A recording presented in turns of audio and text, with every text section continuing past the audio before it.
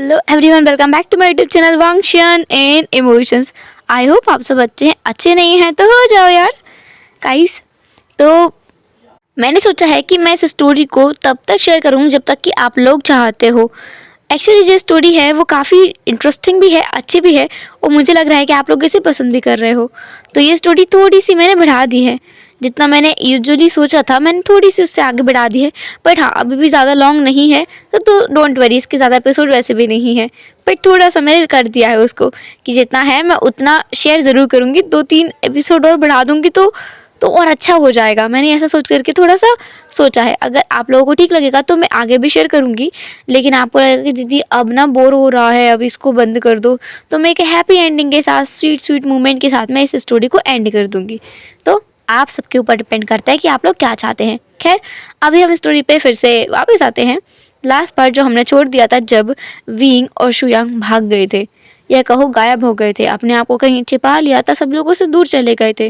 Wing ने अपने business की जितने भी चीज़ें थी सब कुछ बेच दी थी, सोल्ड कर दी थी, एंड उसके बाद में उसने शुयांग के साथ अपना सब कुछ संभाल लिया था।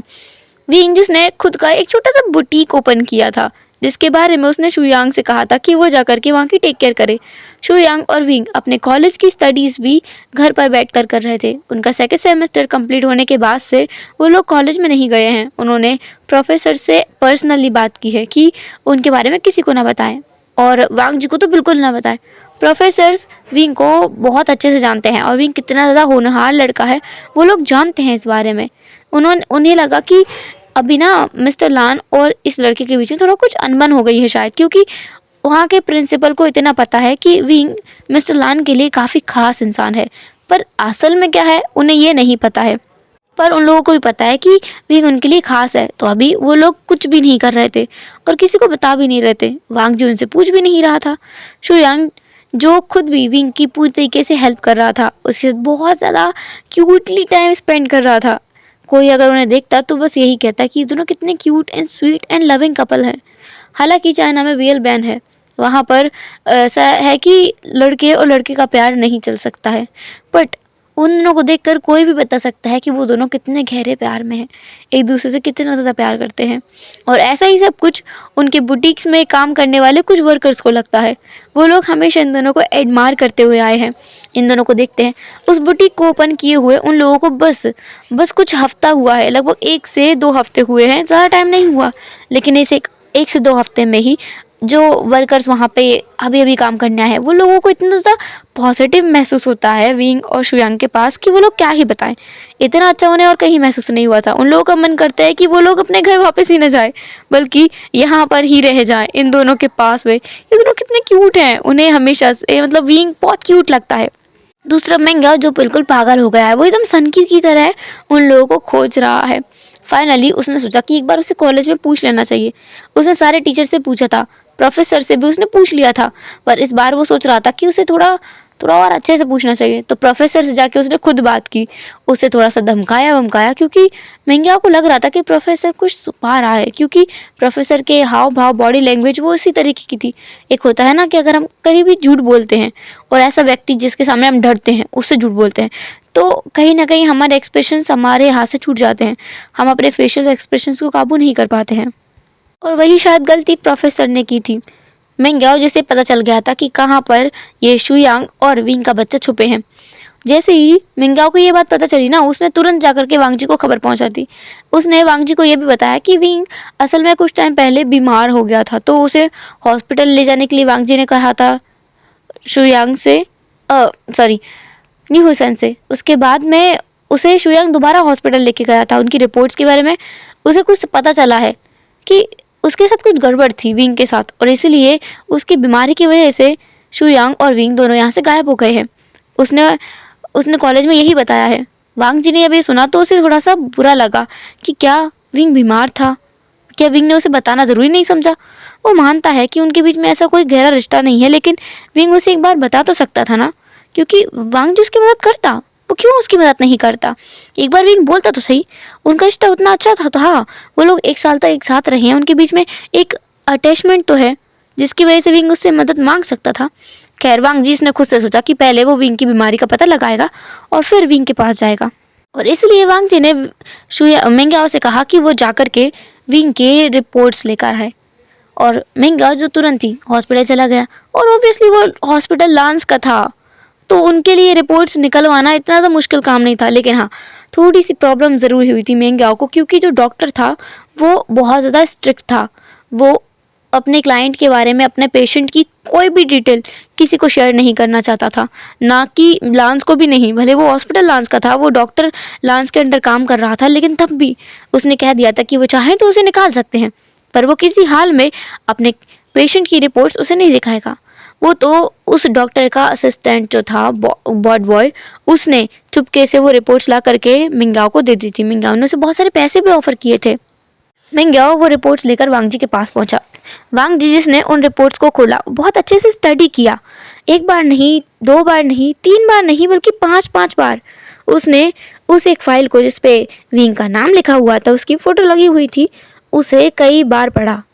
और वांग जी को यकीन नहीं हुआ। वांग जी ने शुयांग की मिंगयाओ की तरफ देखा और कहा, ये तुम क्या दे रहे हो मुझे? हाँ, ये किसकी रिपोर्ट लेकर आए हो तुम? इसमें बस विंग का फोटो लगा है, उसका नाम है, लेकिन जो कुछ उसमें लिखा है वो विंग का हो ही नहीं सकता। तभी मिंगयाओ जिसने कहा, मैं उसी की रिपोर्ट लेकर आया हूँ, और ये बिल्कुल भी गलत नहीं है, मैंने इसकी खुद से जांच करवाई है, ये विंग की ही रिपोर्ट है। वांग जी जो बहुत ज़्यादा एकदम ऐसा घबरा गया था, और कहीं ना कहीं उसे गुस्सा भी आ रहा था कि ये रिपोर्ट अगर झूठी निकली ना, तो वो पहली बात तो अपने इस असिस्टेंट को सहारा के रेगिस्तान में भेज देगा, और खुद उस डॉक्टर को जा करके अफ्रीका के जंगलों में छोड़ाएगा। इन दोनों को वो जिंदा नहीं छोड़ेगा, और हॉस्पिटल को ना वो शिफ्ट करा देगा अर्जेंटीना में, उसके जंगलों में, वहाँ पर इन सबको वो छोड़ेगा नहीं। ऐसी बेखुदा रिपोर्ट बनाने की इनकी हिम्मत कैसे हुई? और विंग ने ऐसी रिपोर्ट पर यकीन भी कर लिया। वांग जी को ना बहुत गुस्सा आ रहा था। वांग जी जो तुरंत हॉस्पिटल पहुंचा, वहां जाकर उसने बस उस डॉक्टर को बुलाना चालू कर दिया। वांग जी को पता नहीं था कि ये डॉक्टर कौन है, लेकिन जब वांग जी ने उस डॉक्टर को देखा, वांग जी थोड़ा शांत हो गया। वांग जी ने पूरे हॉस्पिटल को जैसे अपने सर पर उतार लिया था ना, उस डॉक्टर को देख के वो बिल्कुल चुप हो गया था। उस डॉक्टर ने बस वांग जी को ना एक बार घूर कर देखा। वांग जी जो उसके पीछे चुपचाप चला गया, और बेचारा मिंगयाओ जो देखता रह गया कि वांग जी किसी से डर गया, या कहो किसी के सामने शांत हो गया। कैसे कि डॉक्टर कोई है जिसके बारे में मिंगयाओ नहीं जानता है? ये डॉक्टर कौन है आखिर? खैर, वो डॉक्टर वांग जी को अपने साथ ले गया। अपने केबिन में ले जाकर उसने पूछा कि क्या बात है, वांग जी यहाँ क्या कर रहा है? वो जानता है ये हॉस्पिटल लांस का है, पर वांग जी यहाँ क्या कर रहा है? और दूसरी बात, यहाँ आकर तमाशा क्यों बना रहा है? क्या उसे कुछ चाहिए?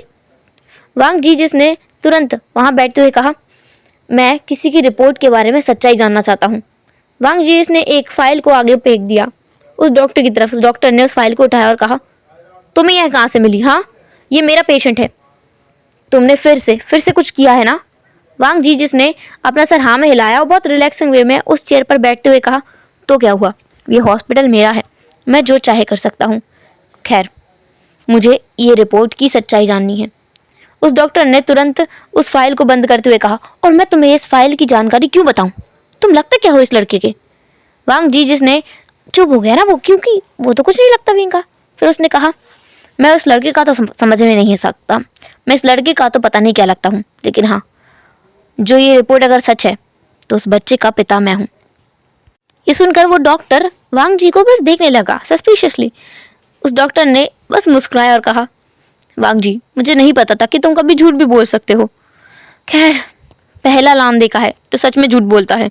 वांग जी इसने खड़े होते हुए टेबल पे अपना हाथ मारा जोर से और कहा, मैं झूठ नहीं बोल रहा हूँ, मुझे अपनी बात दोहराने की आदत नहीं है, और आप ये बात बहुत अच्छे से जानते हैं। मैं आपसे बस एक बार कह रहा हूँ, मुझे इस फाइल की सच्चाई बता दो। अगर नहीं बताया तो जानते हो कि मैं क्या कर सकता हूँ, और मुझे तुम्हें ये बताने की ज़रूरत नहीं कि मैं क्या क्या कर सकता हूँ।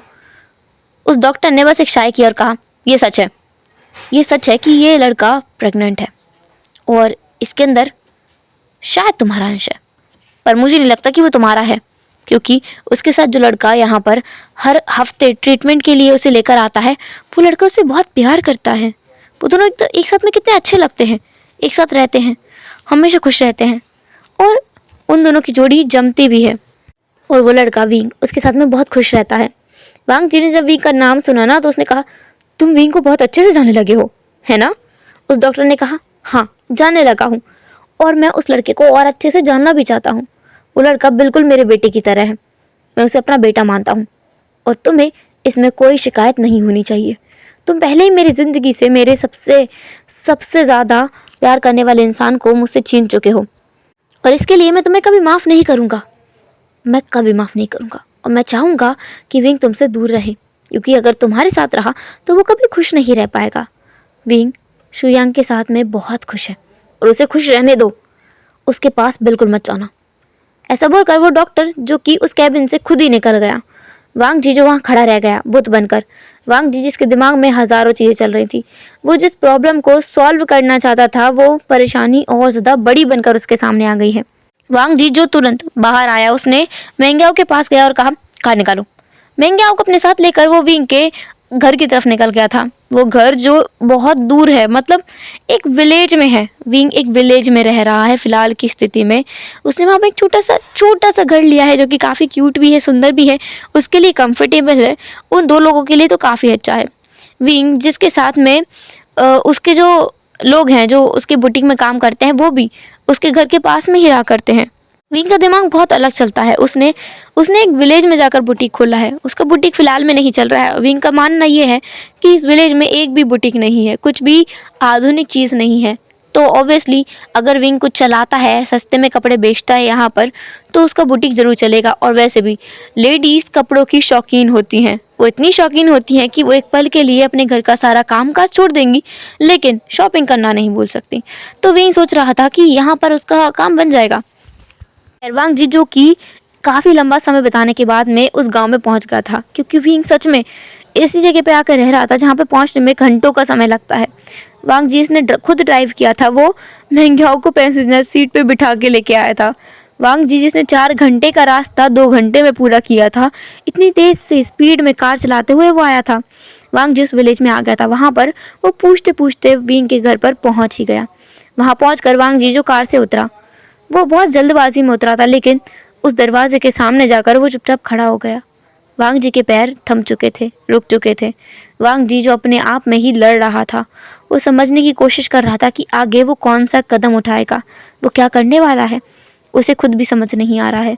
वांग जी ने खुद के मन में कहा कि मुझे कोई फैसला लेना चाहिए। अगर अभी नहीं लिया तो हो सकता है मेरी ज़िंदगी पूरी तरीके से ख़राब हो जाए। मैं पता नहीं कौन सी मुसीबत में फंस गया हूँ। रिलेशनशिप को टेस्ट करने के चक्कर में मैंने खुद को खाई में गिरा लिया है। ना मैं खाई से बाहर निकल पा रहा हूँ और ना ही मैं खुद को नीचे गिरने से रोक पा रहा हूँ। मैं और नीचे धंसता ही जा रहा हूँ। वांग जी खुद के मन में खुद को कोसे जा रहा था कि पता नहीं किस घड़ी में उसने ये सोचा था कि वो रिलेशनशिप को एक्सपीरियंस करेगा। जैसे उसने ये सोचा ना, उसके दिमाग में ख्याल आया, नहीं, उसके दिमाग में ये कीड़ा डालने वाला उसका एक ही इंसान है, उसका दोस्त मेंग्याओ। वांग जी पीछे मुड़ा। मेंग्याओ जो उसे देख रहा था।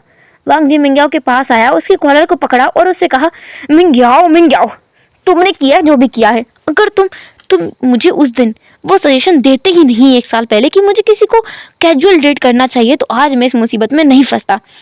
वांग जी को बहुत गुस्सा आ रहा था, लिटरली उसे इतना ज़्यादा गुस्सा आ रहा था कि अभी उसे पंचिंग बैग चाहिए था, किसी की ना कुटाई करने के लिए, और अभी उसे वो पंचिंग बैग मेंग्याओ के रूप में मिल गया था। तो वांग जी जिसने तुरंत ही मेंग्याओ के फेस पर एक बहुत जोर का मुक्का मारा और मेंग्याओ जो कार पर ही लीन हो गया, उसने कहा, वांग जी जिसने तुरंत मेंग्याओ के ऊपर लीन होते हुए कहा, मैं तुम्हें आज जिंदा नहीं छोड़ूंगा, तुम्हारी गलती है जो मैं इस मुसीबत में फंस गया हूँ।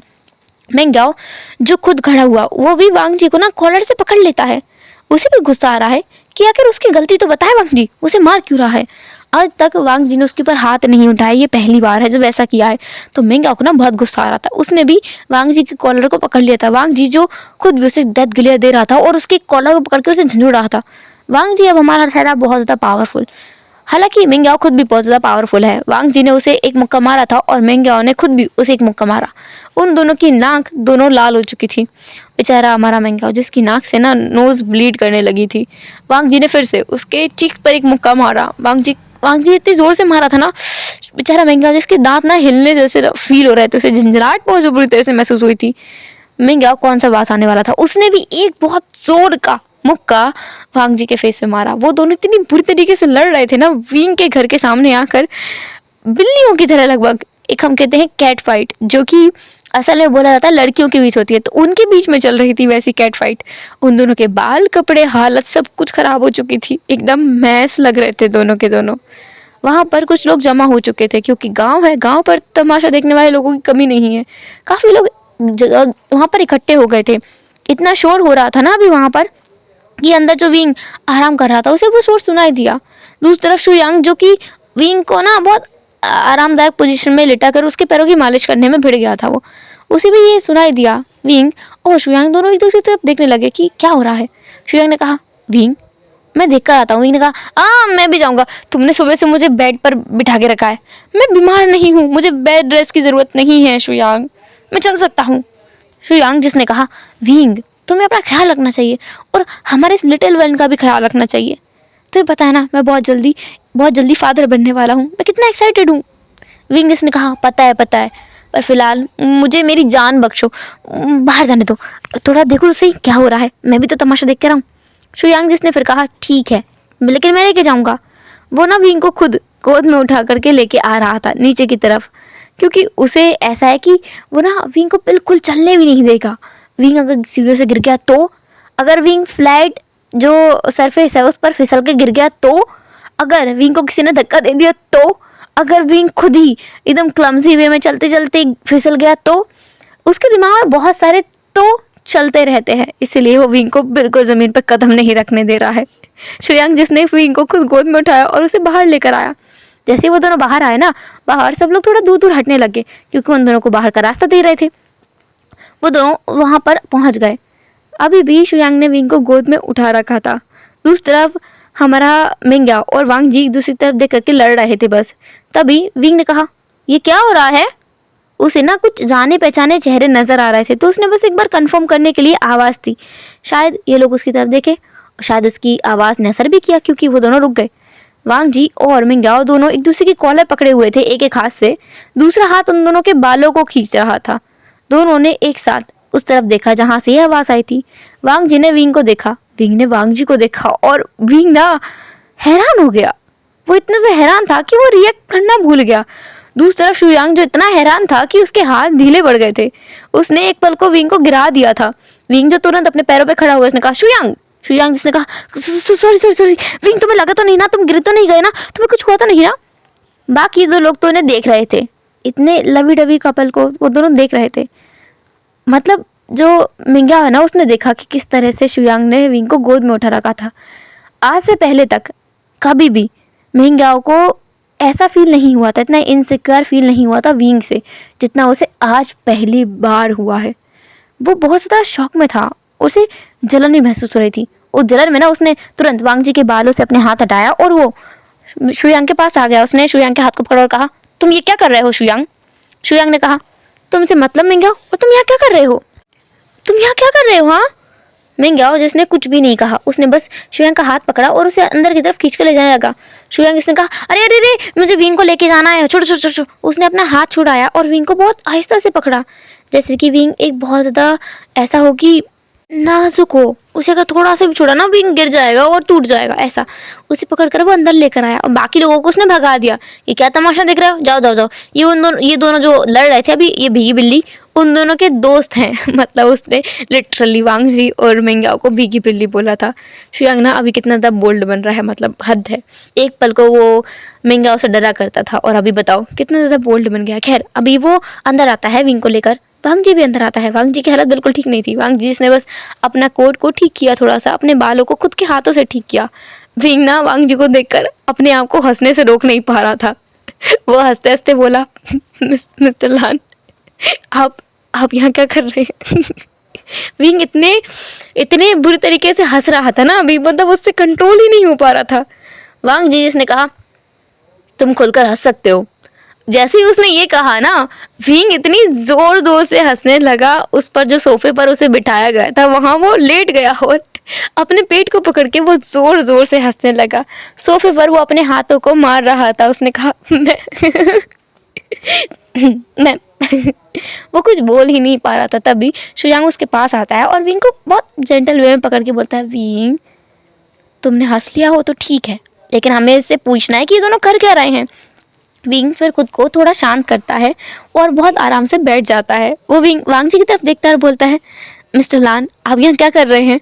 अचानक से वो भी इस तरीके से, और मेरे घर के बाहर आप दोनों इस तरीके से लड़ रहे थे। क्या बात थी? विंग ना भी थोड़ा थोड़ा कंट्रोल में था, लेकिन उसकी हंसी अभी भी काबू में नहीं थी। वांग जी जैसे ना समझ नहीं आया कि वो क्या बोले।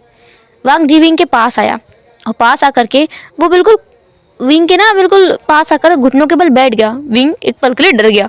विंग इतना डर गया कि उसने अपने पैरों को ऊपर सोफे पर रख लिया। विंग ने कहा, क्या कर रहे हैं आप? ये क्या हो रहा है? वांग जी जिसने अपने अपने आप को घुटनों के बल बिठा लिया था, और उसने विंग के दोनों हाथों को बहुत जेंटल वे में पकड़ा और कहा, विंग। जैसे ही वांग जी ने विंग कहा ना, विंग एकदम हैरान हो गया। ये पहली बार है।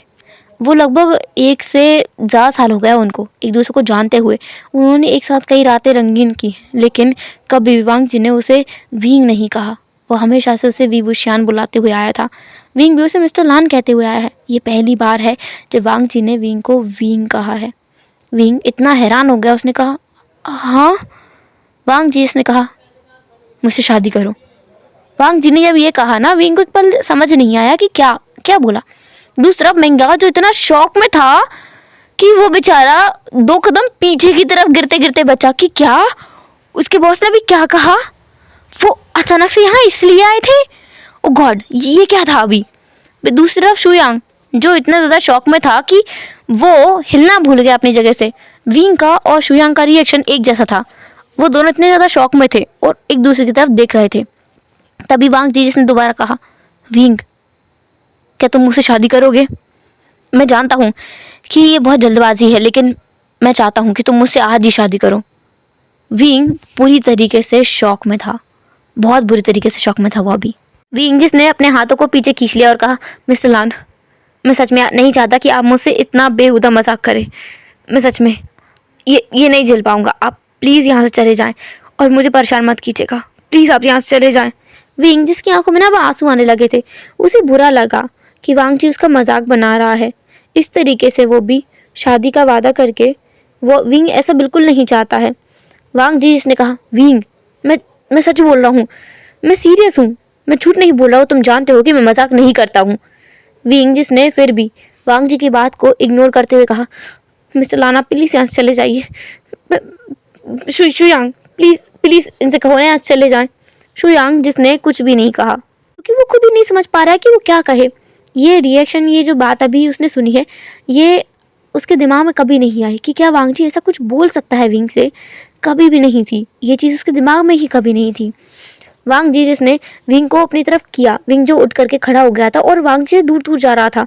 वांग जी ने उसे पकड़ा, दोबारा उसे सोफे पर बिठाया, खुद दोबारा अपने घुटनों के बल बैठा, विंग के हाथों को पकड़ा और बहुत ही सॉफ्ट वॉइस में कहा, विंग मैं सीरियस होकर बोल रहा हूँ और तुमसे पूछ रहा हूँ, क्या तुम मुझसे शादी करोगे? मैं तुमसे शादी करना चाहता हूँ।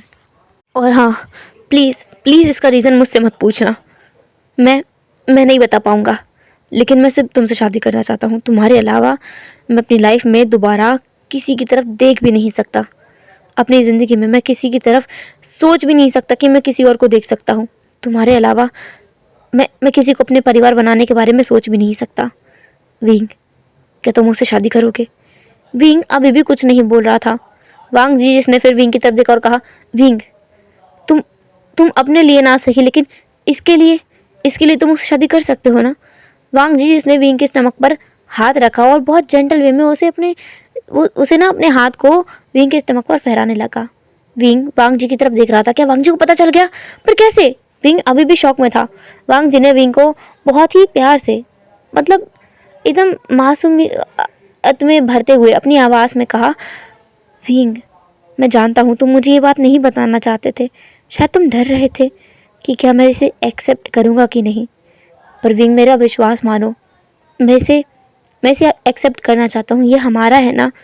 क्या मेरा हक नहीं है अपने बच्चे के साथ रहने का?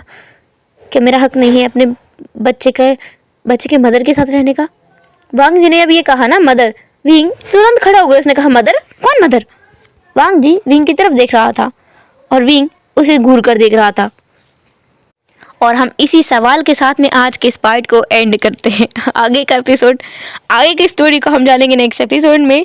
और तब तक के लिए आप लोग गेस करके मुझे बताएंगे कमेंट बॉक्स में कि आगे क्या होने वाला है। क्या विंग मान जाएगा वांग से शादी करने के लिए या फिर मना कर देगा, और अब शुयांग क्या करेगा, और दूसरी बात मेंग्याओ शुयांग के साथ क्या करेगा, क्योंकि अब उसे इनसिक्योरिटी फील होने लगी है विंग के साथ में। तो अब क्या होगा आगे ये तो हम जानेंगे नेक्स्ट एपिसोड में। लेकिन हाँ, आप लोग गेस करके कमेंट बॉक्स में ज़रूर बताएं आपका ओपिनियन। चलो फिर मिलेंगे नेक्स्ट एपिसोड में, तब तक के लिए टाटा, के बाय बाय, अपना ख्याल रखना, बाय बाय।